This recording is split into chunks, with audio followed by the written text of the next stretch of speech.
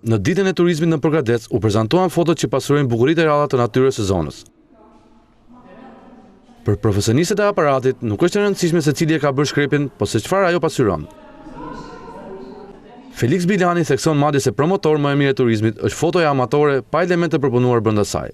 Kjo është një lloj ekspozite që mua më tërhoqi sepse të gjithë pjesëmarrësit janë hobistë, janë amatorë dhe nuk arrin të gënjejnë. Felix Bilani thekson madje se promotor më e mirë e turizmit është fotoja amatore pa elemente të përpunuar brenda saj. Po të shohim fotografitë turistike sot që po përdoren rëndomt, janë të gjitha të kopsitura dhe Photoshop. Nuk janë reale, nuk kanë shpirt, nuk kanë vlerë. Këtu pash fotografi që komunikojnë në thjeshtësinë e tyre. Dhe kjo është një vlerë. Turizmi nuk përdor këto lloj fotografish, turizmi po përdor Photoshoprat për të çudit dynjan, nuk çudit askënd. Ndërsa me çmim u vlerësua dhe një pasardhëse e fotografit të shuar koçar, Kristaj Sotiri, Giulia Peçani, që po ashtu konkurroi me foto nga Përgadeci, qytet të cilin Sotiri e dëshironte.